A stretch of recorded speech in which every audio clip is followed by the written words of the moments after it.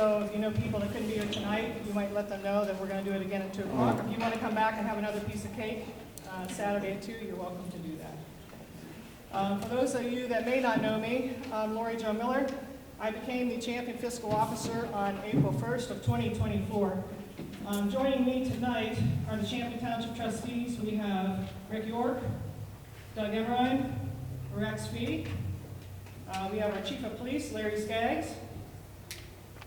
We know who we can tell who you are, right? We have for the county, Tony Bernard, County Commissioner, and we have Martha Yoder, our Trumbull County Auditors, with us tonight.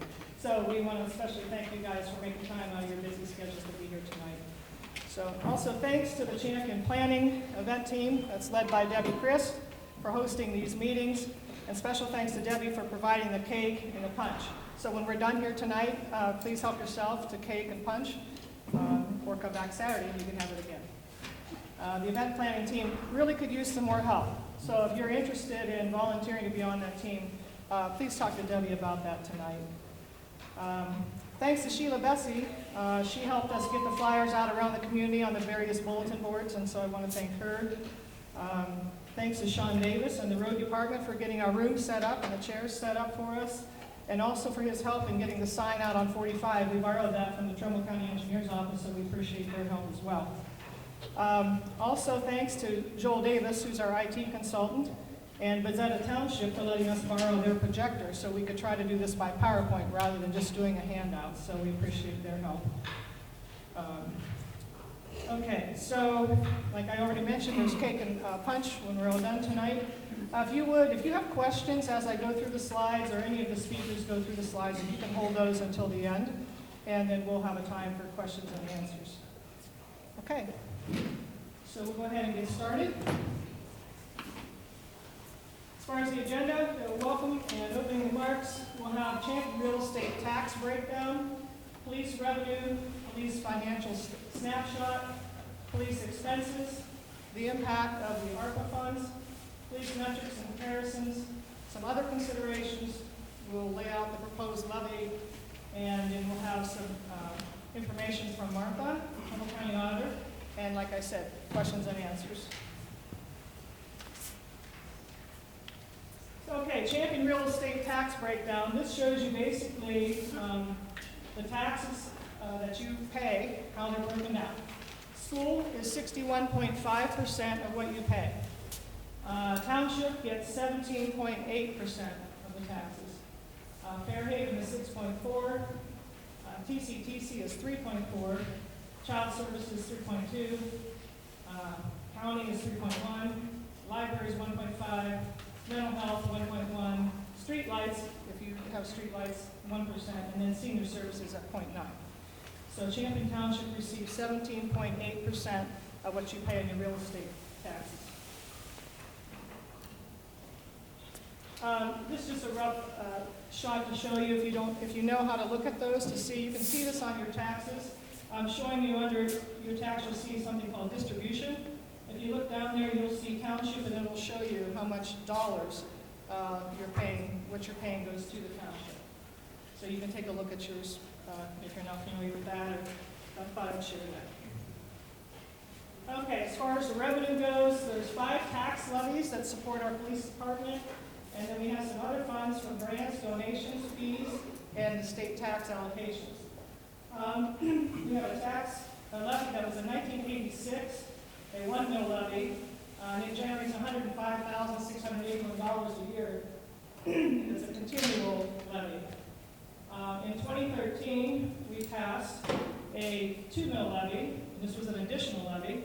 It's a continuing levy, and it generates $342,877. In 1991, we had a levy for 1.1, and the last date of vote was 11/3/2020. It's been renewed. It's going to come up in 2025, and it generates $120,139. In 1995, there was a half a mil levy. The last time we voted on this, it says 11/5/2019, but you might recall this is the one that we just did in the fall, so it's been renewed. It generates $62,192. And then we had a levy in 2002, 1 mil, And the last time this levy was voted on was 11/8/2022.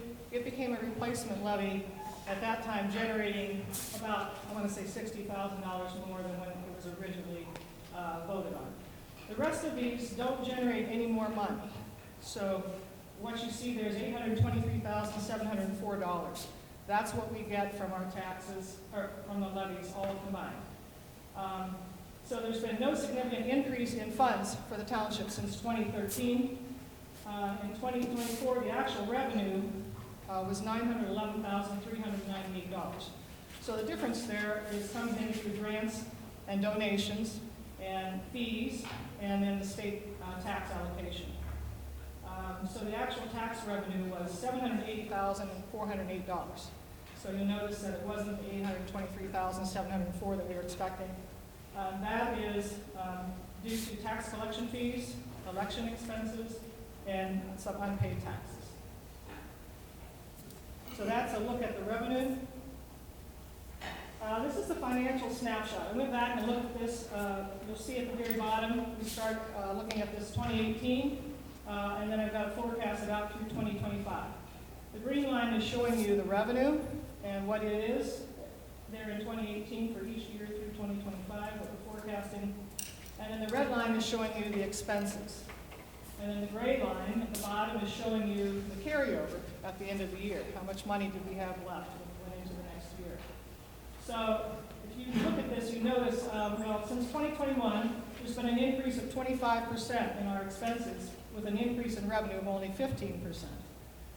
Since 2021, the expenses, so the red line, are exceeding the total revenue.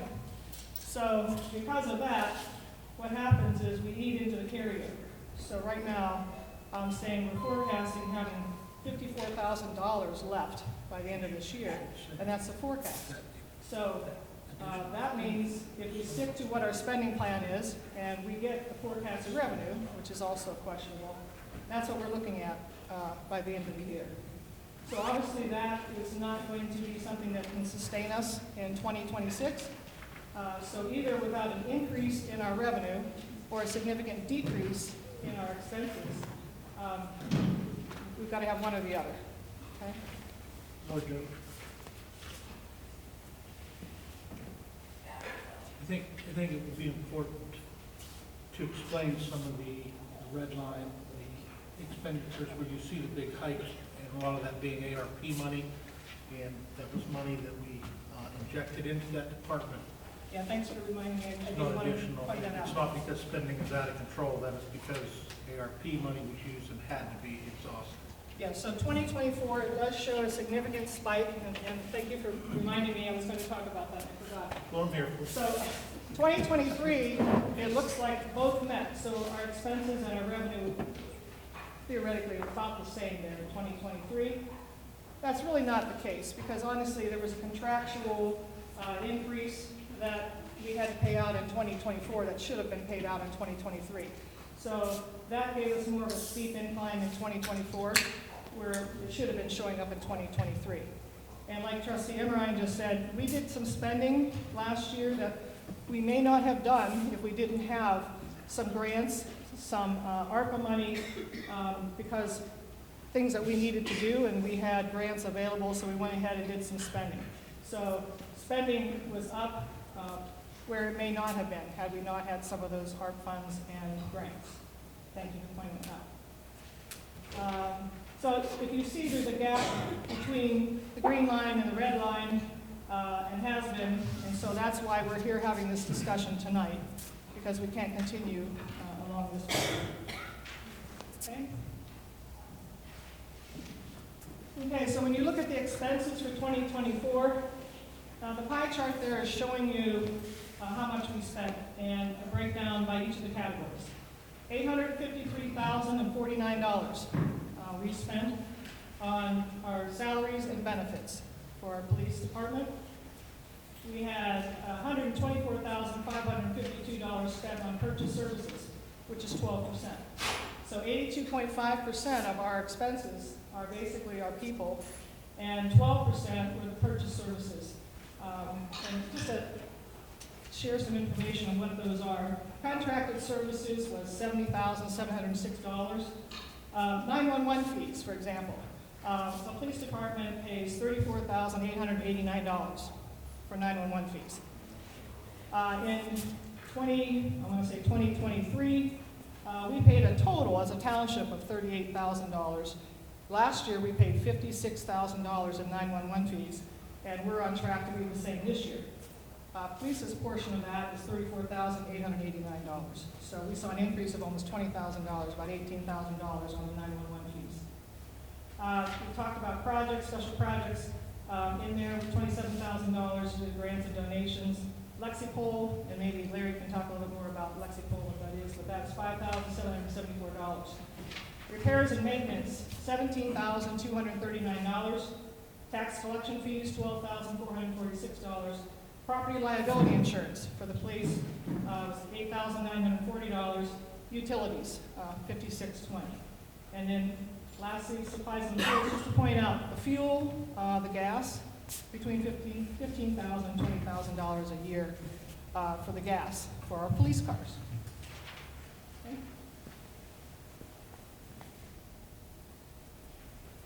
Okay, ARPA impact on police operations. The question's been raised, well, why do we use some ARP money for police? So ARPA is American Rescue Plan Act monies. The eligible use of funds includes revenue replacement for government services due to reduction in revenue due to COVID-19 public health emergency relative to revenues collected on the fiscal year prior to the emergency. That's a lot, a lot of stuff there, okay? But ARP funds have very specific rules about how you can use them. I guess that's the point. Funds are non-recurring, so the use should be applied to non-recurring expenditures. The use of funds to cover operating deficits should be considered temporary and should not be considered, it can't support us going forward. It might be a stopgap, but ARP funds are not going to sustain you year over year. Okay, investment in critical infrastructure is a well-suited application. So we did have about $175,000 of ARP funds that has offset costs to the police department.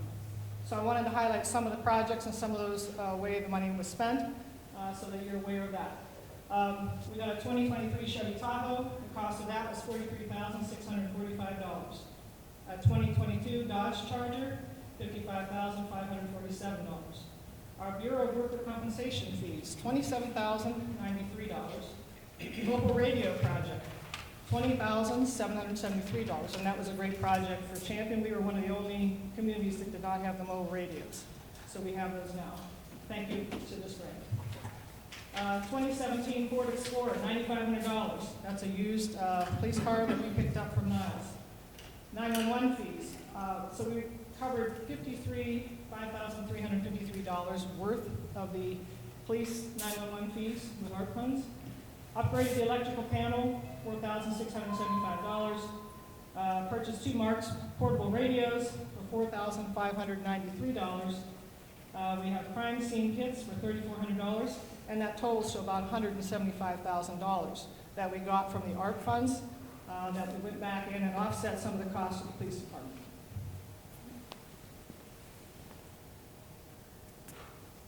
At this time, I'd like to have Larry come up and he's going to go through the next metrics and comparisons with you, the next couple slides.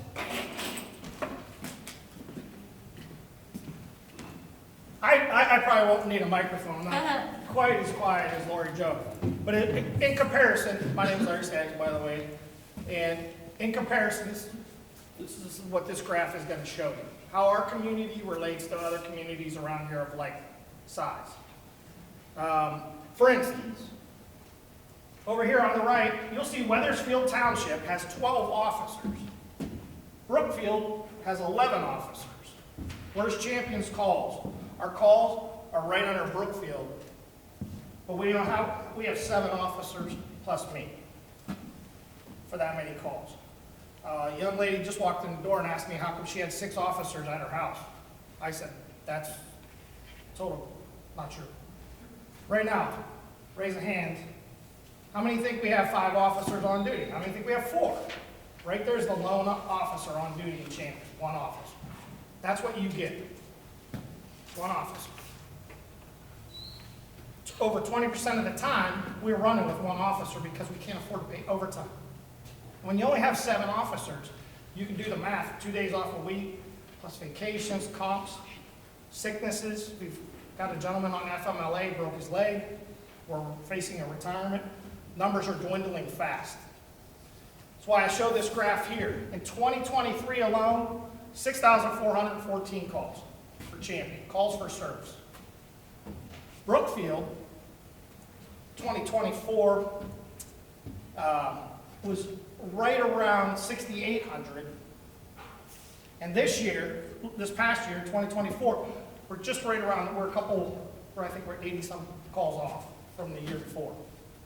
And some of that is because we quit double dispatching. And that's there's a long explanation with that. And above all, what I want to also recognize is these officers, their wages are at the bottom tier in this entire county. They're probably second lowest in this county. I think everybody knows in here that I came from the state. I came here, I was shocked. First day I sat in a cruiser, I sat with Sergeant Wasco and I said, hey, let's go. I went to grab the radio and I realized there's no police radio in the cruiser. It's embarrassing. There's no police radios. These gentlemen and women had no police radios. So my job is to protect our community. I've grown up here, been here almost my entire life. My job is also to make sure these men and women go home to their loved ones. And the first thing I recognize is we have to stop right here. We have to improve safety for these officers also, which in the end improves safety for our community. But as of that 6,414 and 6,335, our prosecution rate has tripled. Our convictions are up, our burglaries. I think you've all seen some of the headlines that we're starting to get out more, because I think it's very important that we sell our real estate that we're doing. Our real estate is what we're doing for you guys day in and day out, solving crimes, protecting people. I'm sure every one of you in this room will probably say that you've seen Champion police cars stopping a lot more cars on the side of the road also. Last year alone, we made over 2,600 traffic stops. 2,600. The month I took over from the police department, Sergeant Wasco in the back, how many traffic stops did you guys have that month before? Between 2 or 3. Why? Well, here's why. The officers were being told, the more you do, the more it costs. Because for every traffic stop, or every call to service, our agency pays Trumbull County 911 $7. So the more we do, the more our costs go up, right? But we have to. We're on the border of Warren City. And I can tell you, nightly, we're chasing people out. That cost alone is projected to go up again. I think Martha Yoder could explain that even more. I think there's some projected costs for our 911 fees to go up approximately 10% more every year to catch up. Our costs are there. So when I look at what our statistics of our officers have done and with the minimal amount of monies that we've spent, I'm impressed. I'm very fortunate to have the men and women that I work with and that you guys all have protecting our community. And when I see stats like this, I know a lot of you don't understand what exactly means for 6,400 calls. That's a lot of calls for service if you divide it up per day. And in that, I can attest, we've brought back the Criminal Investigations Division. We've brought a canine to start stopping some of this narcotics in our schools, and that's infiltrating our community, all within no expense to us. So that's why you're starting to see an increase. Yes, it's proactivity. It's officers sending a message that, hey, don't come to Champion if you're looking to cause problems. Do we have other problems? Yes. We do our best to keep the peace and mitigate problems, and that's where you'll see these numbers. But again, if you just look at Brookfield alone, how many more officers? 3 more officers compared to us, divided up. Our officers are constantly busy. It's my job to manage them, and to see that they go home to their families and protect our community, and I'm impressed. Do we have room for improvement? I think everybody does. I would be negligent if I didn't say we can't continue to improve. I'd love to see our agency continue to improve for you. And that's why we're here tonight. Lord Joe. Some of the things that I touched on, officer productivity is at a record level. Addition of canine storm has led to numerous drug felony arrests, convictions, and school searches. I talk to Mr. Grabowski weekly about our schools. We work hand in hand. Champion's very unique though. We have how many major school systems? We have Kent State, we have Fairhaven Workshops, and we have TCTC, and we have Champion Local Schools. That's very unique for this county. So during the day, we have an influx of several other thousand people that we have to protect. And we do a good job of trying to keep the traffic flowing and keep the problems to a minimum. Canine Storm has really helped, though, in the schools. We just did a recent canine search, and no hits for nothing. That's a good sign. No hits on our schools.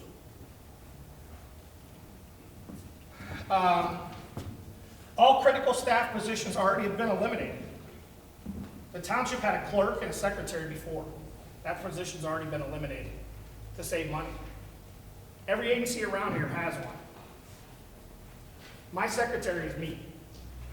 I have nothing. I do it all. I do all the training updates. I can keep us compliant, and I'm continuing to try to get us to the level of the Ohio Collaborative, which, if you want, look up what the Ohio Collaborative is. It's very big. Officers worked alone 15% of the total hours in 2024, which puts the officers at increased risk and potential liability to the township. How do you think that would look when honestly, hasn't been a week that I've been here that I haven't answered the phone at some point in the middle of the night. But it pains me when I realize that we may have only one officer. Our township is fortunate we have 2 female officers on staff. One is Carol in the back. I usually wouldn't divulge this information, but I will, because this is how desperate we are. We're showing you how bad it is. But Carol's by herself often most nights, on midnights. She handles her business, though, I can assure you. Increased crime scene processing photography. Internet crimes against children, ICAC cases, they go hand in hand. They're increased criminality that is happening within our township. Internet crimes, where these people are preying on our children in the schools, they're up. Along with, we had burglaries, we had stabbings, we've had rapes. We just finished another rape a few weeks ago that we're working towards finishing the prosecution. We had the overdose death of a 15-year-old young girl in our township on fentanyl. That gentleman has been charged, all because of the work of our criminal investigations office. And when I say the work, they're volumes. Volumes of search warrants and affidavits and things that we have to do to put these people behind bars.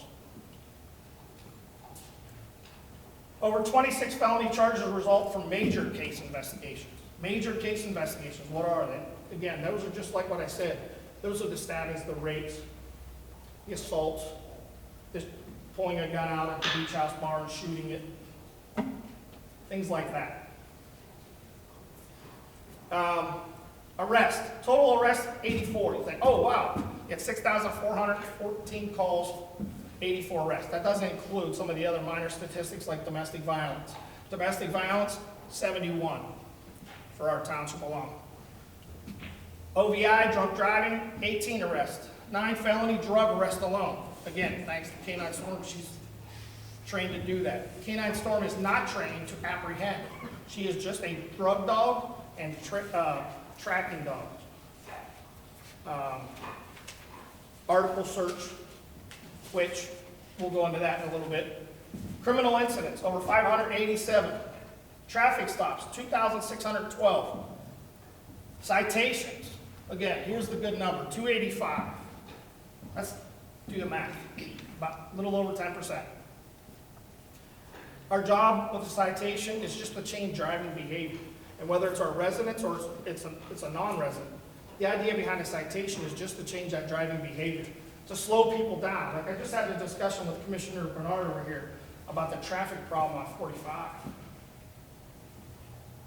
Carol will tell you every night at midnights, we're constantly stopping cars on 45. We try to do it during the day.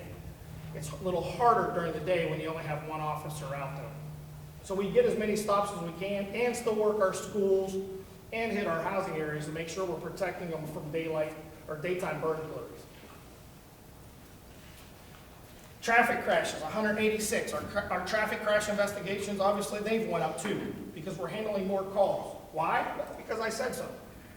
But two, because the highway patrol is just as short. Everybody's short in law enforcement. Nobody wants to be a policeman anymore. So the highway patrol may only even have one trooper on the road for the entire county off the nights. That number is getting better after they've graduated some classes.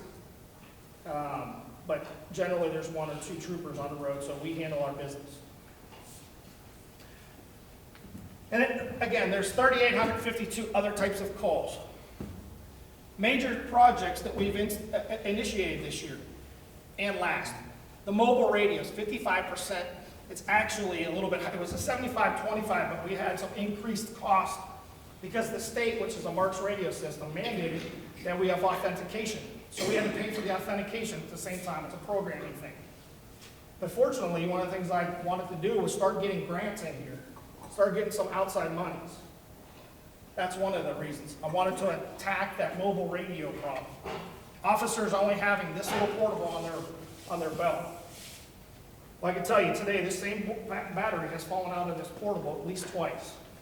So if you're fighting with somebody, the good chances of you having a radio to call for help are sometimes slim to none. K9 Storm, that was a 100% donation. So before everybody gets on the Chat Like a Champion, I know it's all true, right? Everything on Chat Like a Champion is true, right? It was 100% donation. A resident came to me and said, hey, listen, I want to see could we benefit from a K9? I said, yeah, we can benefit, but we can't afford it. What if I pay for it? Now we're talking. Well, there's other things in there though.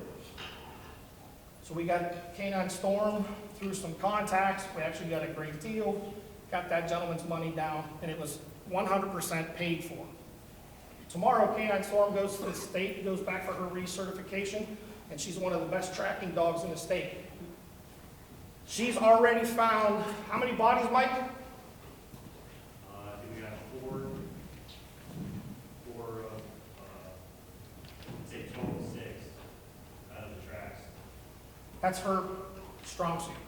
And we felt that was very important because of all the retirement homes. You know, we have Windsor House here, we have Clearview Lantern, and oftentimes, as we know, the gentleman from Southington walked away.